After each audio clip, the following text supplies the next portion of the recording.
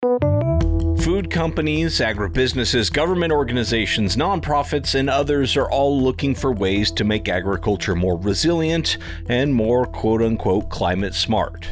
But true, lasting change won't come from just short-term payouts. I think there's a lot of money in this space that folks want to give to farmers and incentivize and for good reasons, but I think we can't lose sight of how important that trusted advisor is at really enabling that long-term success and mindset shift, because that's what's going to make the money actually impactful in the long run. That's Dr. Steve Rosenzweig, a soil scientist with General Mills. They're one of a number of food companies that have ambitious goals related to regenerative agriculture and soil health. But through their efforts, they've realized that financial incentives are just one piece of the puzzle, and that's why they're involved with the Trusted Advisor Partnership in North Dakota, an effort organized by NDSU Soil Health Extension Specialist Dr. Abbey Wick. By investing in this and helping growers adopt these practices in a very flexible way, I think they're going to get what they need. The growers are going to get what they need. The CCAs are going to be guiding this whole process and just making it so that we can move forward in this space and stop wasting time. Creating collaborative frameworks for conservation agriculture on today's Future of Agriculture podcast. Hello, fellow Ag Nerd. Thank you so much for joining me for another episode of the Future of Agriculture. My name is Tim Hamrich, and every week you and I get to hear from the founders, farmers, innovators, and investors, the people shaping the future of the ag industry. Before we dive into today's fascinating episode, I'd like to take just a moment to thank our quarterly presenting sponsor, which this quarter is Calgary Economic Development. Now, what makes Calgary, Alberta, the engine of Canada's agriculture industry? Well, with direct access to a strong agricultural base, Calgary is a well-connected region with collaboration across geographic areas, industries, and research and training institutions. Calgary has experts in all things ag, including primary production, crop science, protein development, ag and food tech innovation, and animal health. It's also a hub for controlled environment agriculture, energy transition opportunities, and value-added food and beverage processing. Calgary is a hotspot for agri-food production and technology development, which is why multinational agribusiness leaders call the city home. In Calgary, they're leading the agribusiness revolution, and you are welcome to join. Just visit calgaryagbusiness.com to learn more. That's calgaryagbusiness.com. Thank you so much to Calgary for supporting the Future of Agriculture podcast. All right, now back to today's episode with Dr. Steve Rosenzweig of General Mills and Dr. Abbey Wick of North Dakota State University. There's been plenty in the media and really even on this show about the idea of paying farmers for carbon sequestration and other ecosystem services that they could perhaps provide. But what often gets lost in the conversation is how exactly do these practices, things like reducing tillage or planting cover crops or integrating livestock, how do they actually happen? I mean, there's a ton of risk involved in making some of these changes. In some cases, there's new equipment that needs to be purchased, new techniques to be developed, new thought processes to exercise, and new expertise required. And sure, financial incentives can help with this, but what's equally important are collaborators, supporters, and trusted advisors. That's what today's episode is all about. We'll start out by talking to Dr. Steve Rosenzweig about General Mills' interest in soil health. Where's that coming from? What it means for their business, and what led them to programs like the Trusted Advisor Partnership in North Dakota. Then we'll switch gears and talk to Dr. Abbey Wick, who's an associate professor and soil health extension specialist at North Dakota State University, about this Trusted Advisor Partnership program, how it works, and why it's important.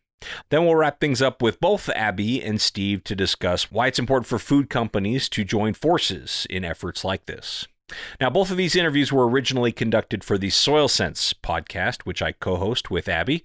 And if this stuff interests you, I highly recommend you go check that show out. The full interviews for the audio you're about to hear can be found as episodes 1 and 2 of the current season of Soil Sense.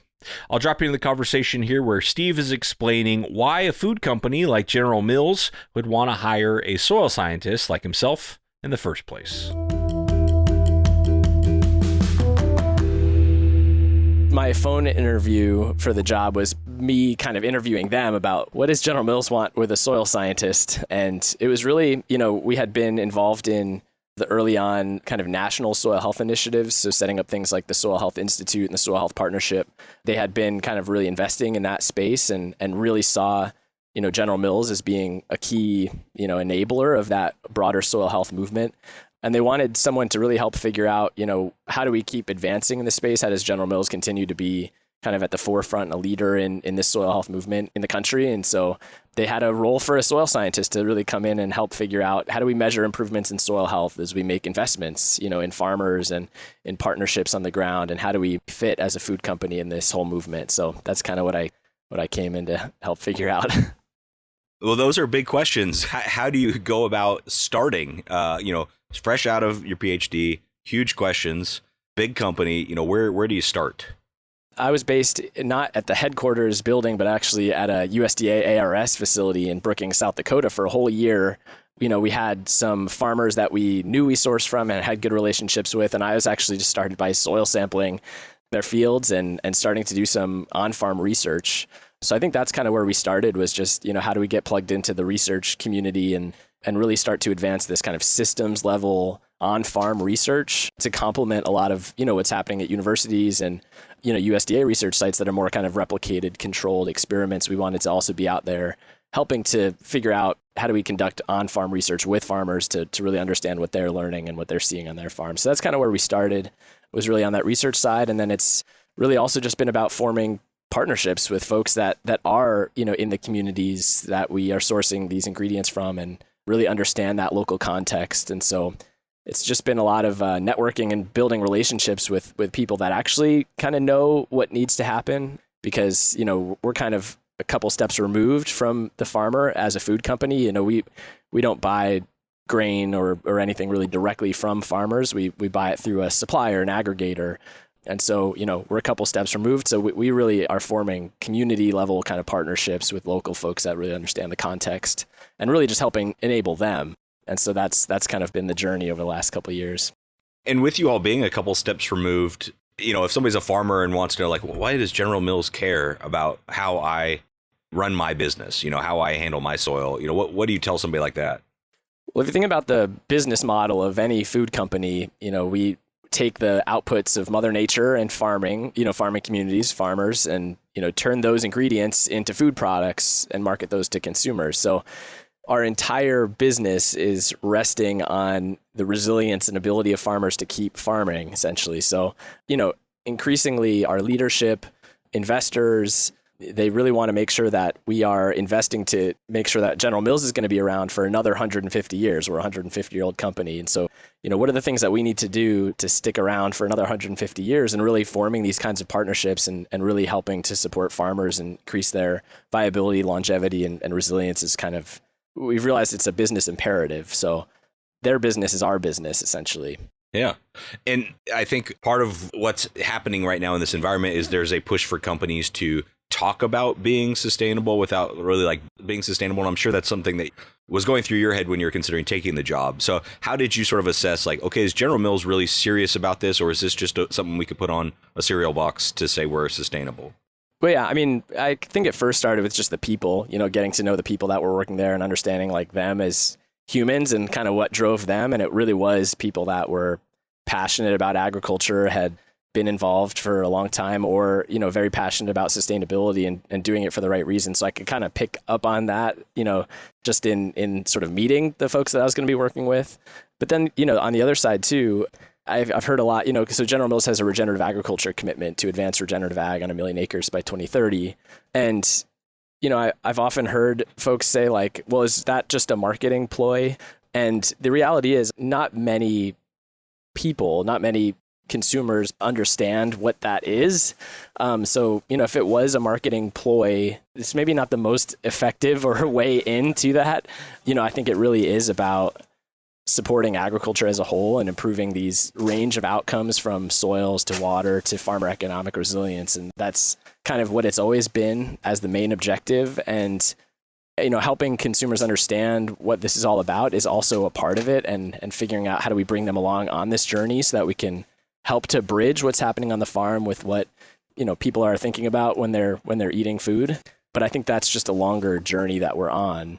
There's no one type of consumer either. General Mills has a whole bunch of different brands with lots of different people at the leading edge of consumers that want to know everything about where their food is coming from, all the way to a mainstream kind of person who's mostly thinking about things like taste and price and convenience and sustainability, and how things are grown isn't really the first thing that's on their mind when they're in the grocery store. So we've got to serve all of these different types of people. And for that commitment, how are you all defining kind of that threshold of when something is regenerative? Yeah, so we don't have, we're not creating a binary, this is regenerative, this is not regenerative. So our definition is that regenerative ag is a holistic, principles-based approach to farming and ranching that seeks to strengthen communities and ecosystem resilience. So basically what that means is it's really about the approach, and it's about a journey. It's not really about a destination. I mean, you could talk to farmers who have been doing this for a long time, and they say, I'm still not done. I'm still learning. I'm still evolving. I'm still, regenerating my ecosystem and regenerating my mindset and how I approach this system, still learning. So you're never kind of done.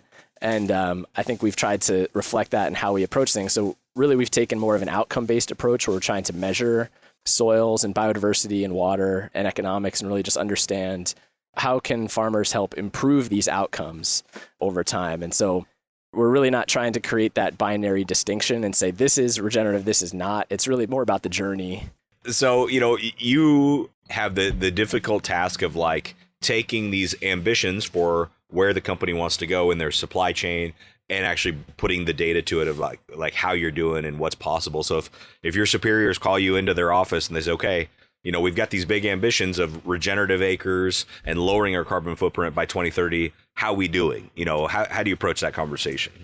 I mean, I think one thing that's important to understand is that these are really societal goals. It's not something that any one company can control. And so, one of the things I try to say a lot is, we won't be successful in hitting our goals unless everybody hits their goals. We're in this together. Greenhouse gas reduction, it doesn't really make sense even to think about climate reduction goal for each individual company, because the climate it's a planetary goal that we ultimately have to keep warming below 1.5 degrees C. So even if General Mills and all the other companies that have voluntary commitments met their goal, we still wouldn't hit that planetary goal. And so we have to kind of first focus on what is the real goal at that community level, at the planetary scale, and make sure that's the goal that we're really acting towards. And that requires partnership and collaboration and working with others to try and influence things that are outside of our control. Because the reality is our greenhouse gas reduction goal is what's called a scope 3 greenhouse gas goal. So there's 3 different scopes of greenhouse gas emissions. Scope 1 is the emissions that you directly create through your factories or your company cars or, your direct emissions. Scope 2 emissions are all of the emissions from the energy that you use to run a company.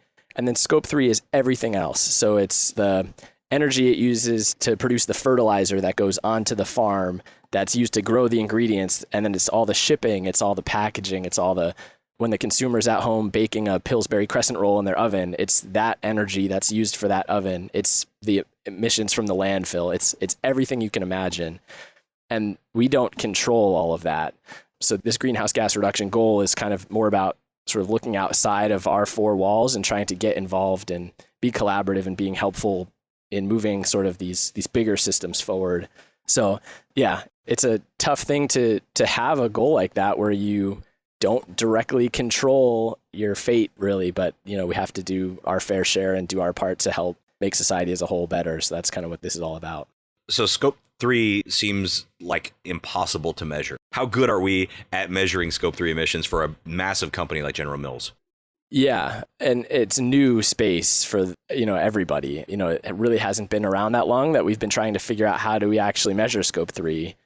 I was just thinking back to I heard a liquor company once say that part of their scope 3 emissions is the ice that is used when people drink their whiskey or whatever, and so they had to figure out how much ice are people using when they drink our drink. So it's just you have to really kind of wrap your head around all of these different assumptions that go into your scope 3 footprint. And that's what makes it so complex. But I think we've got a lot of cool solutions in the agricultural space. And so one of the things that we're really doing is using tools like satellite imagery that can really monitor, what's happening in agriculture at this landscape scale and, look at things like cover crops or tillage practices, or even kind of biomass growth and understand how that impacts the carbon cycle, and then plug all that information into models to just get a better sense of what are the emissions from agriculture even in this place, and really just looking at, our supply sheds that we call them, these regions that we source our ingredients from.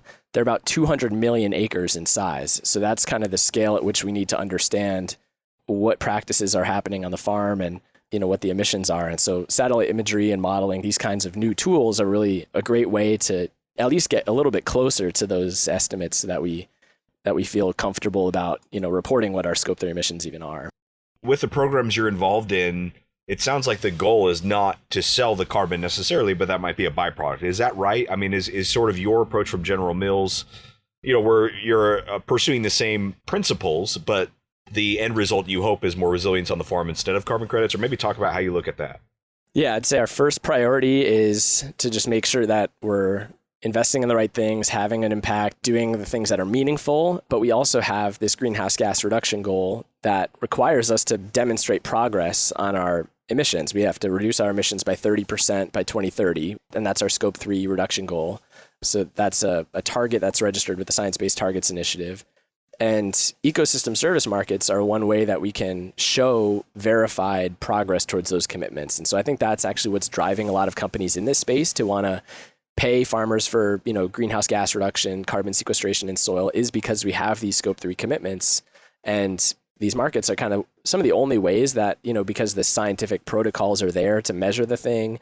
We've got the third party, verifiers that kind of put their stamp of approval on it, so that when we say in 2030, yes, we've met our goal, we've reduced our footprint by 30% by 2030, having that market and having that kind of system in place gives people confidence that we actually did what we said we did. So that's kind of what's driving a lot of this interest in the ecosystem service market space. But I know it's early. There's a lot of different choices out there. There's some programs that are more offset programs, so companies not in the food and agricultural space that are buying the carbon, kind of plucking it out of the agricultural system. So it gets kind of confusing, and I think rightly so. Some farmers and implementation partners are kind of overwhelmed with the number of choices and the complexity of this space. So, we're kind of dipping our toe in there.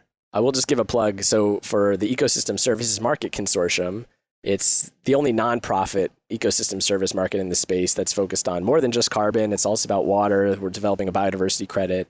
It's just for companies that have these Scope 3 greenhouse gas reduction goals, really investing in that agricultural food value chain to help farmers reduce emissions that stay within the food sector instead of kind of being sold off as offsets to another sector. It's really about kind of keeping it within the industry and just making sure that we're rewarding farmers within our value chains for reducing emissions, because that really reduces the emissions of the whole value chain. So our supplier, us, our retailer, customer, the consumer, it helps reduce emissions for that whole value chain. So that's kind of what ESMC is all about.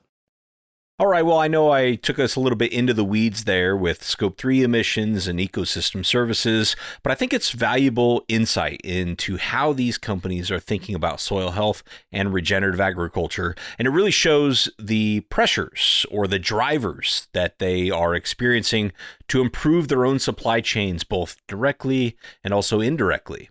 What companies like General Mills seem to be learning in part is that financial incentives are needed, but aren't always enough for lasting change. We've heard about this from farmers when it comes to like carbon credits and other incentives that don't really amount to enough per acre to really move the needle on practice change for farmers who might be interested, but not really feeling like the risk is worth the reward.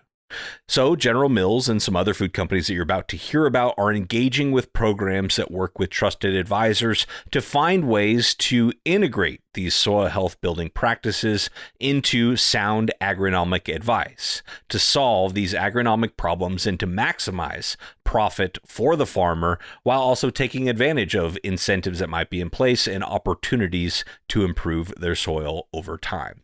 One such program that we'll focus on today is the Trusted Advisor Partnership, which Dr. Abbey Wick has helped to bring together for CCAs, or Certified Crop Advisors, in North Dakota. I'm going to let her talk more about the program and about its uniqueness and its importance. But first, I asked her to share where this idea came from for implementing such a program in North Dakota. And one quick caveat before we dive in, she's going to at one point mention Lee and Jason. These are two very, very important people, Dr. Lee Breeze and Jason Hansen. These are both crop advisors in North Dakota that are actually the trainers of the program. The facilitators is probably a better term, actually, facilitators of the program who are bringing a lot of this content to their peers. So just know when she says Lee and Jason, shout out to Dr. Lee Breeze of Central Ag Consulting and Jason Hansen of Rock and Roll Agronomy. Here's Abbey. I'd say, several years ago, different food and beverage companies were approaching me with ideas of what could we do in the southeast corner? What could we do in the northeast corner of North Dakota? How do we demonstrate soil health practices so farmers get interested in them? And then it started turning into like, what can we offer farmers to adopt these new practices? And so over, the course of 3 or 5 years, I'm getting, all these questions from these different companies. And it finally came down to the point of, what if we all just worked on this together and use this great organization out of Vermont called the Sustainable Food Lab that works with all these companies regularly? How about we bring all these ideas together and come up with one program for the entire state of North Dakota? And let's not base it on these ideas of just paying farmers to adopt practices, but let's actually make those practices stick. And if we can do that through the certified crop advisors as a start, just because they have the baseline information that's very consistent, they've passed the tests, they've done all the things you need to do to be certified. What if we start with them and we build up their knowledge and their confidence in helping growers adopt practices? And then you guys can figure out from the company side, how do you support that? And what does that mean for your incentive program? And what can you offer then to those growers that have all the tools to adopt the new practices? You alluded to it for sure, but talk about that in the context of how does it help the farmer that they're all working together? Why is that better? Yeah, having these companies work together, which is challenging because they all have their different goals, right? But they all have the same desire for more sustainable practices to be adopted. And so when different companies are coming to growers with different incentives, maybe one is for reducing tillage, one is for, a cost share and cover crops, maybe one's a premium. It can be really confusing because the farmers then are like, which pays better? Which one do I adopt? How do I adopt this practice and have it actually work on my operation? Having them work together and then having the involvement of the certified crop advisor who knows the grower to figure out which program is best for them. And so they can have the knowledge of the programs. They can pick the one that might be the best for the company that is purchasing their product, and then guide the grower through that enrollment in that program. So it still sounds really complicated. And I think it's always going to be complicated. But I think if we can get these companies to work together like they are, the CCA has the knowledge of all those programs, can pick the best one for the grower, take it to them, the grower signs up for it, then the company now can say, we've influenced X acres in North Dakota.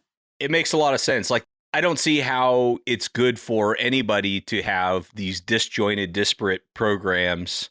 It's just more confusing. I would think it's probably harder for the food companies to get what they want out of it. It's definitely harder for a farmer to know how to get involved or where to get involved. And it also means that you don't have as rich of a data set because everybody's probably having their own siloed data, which is something a lot of people in agriculture are accustomed to and frustrated by. So it does make sense that they'd bring it all together, I think. Yeah, I think what the company's goal is to have a simple outward facing, concept or idea that makes it very easy for growers to adopt the practices that they hope that they can support, right? And then all the complexity is on the backside and they can figure it out on the backside. So really just taking all that confusion that exists, whether it's carbon credits or whatever they have going on with cost share and all those things and the accounting that goes there, and just making it really simple on the outward facing piece of it. And I think we all appreciate simplicity because the backside, nobody wants to be part of that backside of what's happening. It's so complex. Well, first, I guess, which food and beverage companies are involved, and is this open ongoing for others to join in? Yeah, so we have a large overarching grant from the Walmart Foundation to create the content that we're sharing with the CCAs. And then several food and beverage companies have contributed to not only kind of starting this up, but then also the financial incentive piece that's to come. And those companies are PepsiCo, Anheuser-Busch, King Arthur Baking, Unilever, General Mills, and Hershey. Hershey was one of the more recent ones to hop on board. So really a great team of companies that are working together, and all of them know each other well. So it's kind of fun to watch them work through problems and solve things together. No, that's great. And okay, so you started off with this sort of like high level idea that, look, all these food companies want to work with farmers and they want to somehow incentivize soil health building practices or more sustainable practices, however you want to put that. So let's bring them together and figure out how to do that. Once everybody was on board with that, what are the objectives or what are the next steps to getting toward that end? So the next steps are, I guess our end goal, first of all, to point that out, is 500,000 acres of new practices being adopted in 5 years. And that may seem like a low number, right? We're used to these kind of million of this and 2 million of that. And for us, we wanted a very realistic goal so that we could actually achieve it. And is that all in North Dakota? That's all in North Dakota. So those are the goals that we set. And to roll out the program, what we're doing is having, I guess it's, 10 to 12 certified crop advisors that are part of the first cohort, is what we're calling them. So the first group to go through this training program. And of those CCAs, we're going to ask each of them to bring in one grower that they work with and to try a new practice on a field or 2 fields, whatever it might be for that farmer. And so we'll start with that. And at the meantime, while they're working through some of these practices that are being adopted, we're going to recruit our second group, which will be 20 CCAs. And then they, again, will bring in one farmer with them. And you can see how the numbers are building over time. And then the last group would be 30 that we would bring through. And so, as each of these groups go through, obviously the first 10 to 12 that go through, we're relying on them a lot for feedback into the content that we've created. And then we're also going to rely on them to help build additional content as we move forward. Some of these CCAs have quite a bit of experience with adoption of soil health practices and management of those practices. And then some of them are, they're just getting started. And so it's a really nice diverse group. Most of them are working independently. So they are not selling products or are tied to sales at all. But we did include a couple of ag retail CCAs as well, because we want to start figuring out what that looks like. We know the influence that group has as well. So how do we develop this program to fit their needs too as we move forward? So it's a building process. Hopefully this program is not always maintained by NDSU, but instead taken over by our advanced crop advisor group in North Dakota. And then they can administer it out to reach the other, I think there's 350 CCAs in the state. And if they can administer this program and we can just make sure it stays current, then I think we're in a really good place to have this last long term. The goal are the practices themselves, not necessarily the goal of like carbon credits, right? The goal are the practices. Right. The goal is the practices. And I think all of these companies believe in that being the goal, which I think is really unique. We oftentimes think that they're after the carbon, but really what these companies are trying to do is create, as some of them will put it, they're trying to keep farmers farming, right? They want to buy their product from the same farmer in the same region year after year. They don't want to have to go anywhere else for barley or for sugar beets or for corn or whatever it is. They want to buy it from the same growers in the same region, the same supply. And so by investing in this and helping growers adopt these practices in a very flexible way, I think their programs have the ability to be flexible and in a meaningful way. I think they're going to get what they need. The growers are going to get what they need. The CCAs are going to be guiding this whole process. And we hope that this is a streamlined way to do this that is simple, at least forward-facing simple, and it can be as complex as it needs to be on the back end, but just making it so that we can move forward in this space and stop wasting time. Yeah. Yeah. And I think, if I'm a farmer and I'm listening to this, maybe one of my questions is, okay, you want me to adopt a new practice. Are you going to pay me? And it sounds like the answer is maybe, maybe we're going to try to figure that out. We just need to understand what is sort of the cause and effect relationship between incentive and practice. Right. We want these companies to offer something that's meaningful, that helps them adopt practices long term. We know that these things take time. We don't want to just give them a couple years of funding and then disappear. Longevity is going to come in their advisor being able to guide them in that journey. And I think this is where if growers have somebody they're working with, whether they're a CCA or maybe even somebody in retail agronomy, and when we get to that point, is to encourage them to go through this training and to really, support them in that training as well. I mean, it's one more thing those CCAs are going to have to do. I mean, they're already busy people, but I think if the growers support them in that journey, just like those CCAs are supporting their farmers and their journey in soil health, I think we're going to make it. We're going to move forward and we'll hit that 1,000 acres in 5 years. All right, now with that context on the Trusted Advisor Partnership in North Dakota, thank you, Abbey. I want to go back to Dr. Steve Rosenzweig to close out our episode. As you heard, General Mills is one of the companies involved in this program, and I want to get his perspective on where this fits into General Mills' overarching sustainability goals. And you're going to notice that Abbey, who co-hosts the Soil Sense podcast with me, also has some questions of her own for Steve. Now, General Mills is well known for investing in this space, and there seems to be no shortage of people looking for funding for regenerative ag, soil health types of efforts. So I wondered, how do they decide who to partner with and how to get the most return on their investment when it comes to soil health in their supply chain? You know, to me, I think about who has trusted relationships with farmers in the place, who has kind of a similar philosophy about, agriculture and, these soil health systems that can really move things forward. I think we're trying to partner with kind of these leading organizations that really see things in a similar way and working towards common goals. But then also just those that really kind of understand the local challenges and opportunities. That's kind of really what we're looking for, is folks that are making changes on the ground, having an impact, working to really, make things better in that local, system. So that's really what we're looking for. And so that's really why we're excited to be a part of TAP, because, Abbey and this North Dakota State program, along with Sustainable Food Lab and all the other companies that have been brought together, I think we all have a common goal in this system. And this is just a really cool project, I think, to improve, educational systems for agronomists that are out there that are interested in learning about soil health, just giving them an opportunity to learn about, how do I have these kinds of conversations with my farmer? So it's just a great opportunity for us to support, a really cool educational program along with all the others who kind of are leading in the space. So, you guys have had a lot of different approaches over the years, and I know you've focused on farmers and the technical aspects, but then also probably some cost share things. And when you look at all of those approaches, do you feel like there's one that sticks out, or are they used in combination as maybe the best approach? Yeah, so we've been piloting different approaches, trying to figure out what sorts of resources are useful and, meaningful to a farmer who's trying to make changes on their farm. And so we've tried, invest in things like one-on-one coaching with an agronomist. We've worked on helping set up supportive social networks and peer-to-peer learning groups with farmers, and having lots of field days and discussion groups and those sorts of things.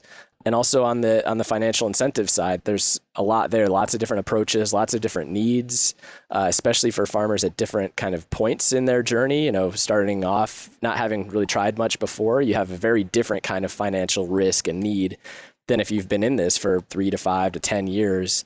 So we've just been kind of piloting and, trying out these different approaches. And I think really what we found is you kind of need a little bit of everything. You need a supportive social environment around you of other farmers who can, help keep your confidence up when things don't go well. And, you can keep learning with each other and from each other so that you're really accelerating, your trial and error period by having a network of other people who are trying lots of different things.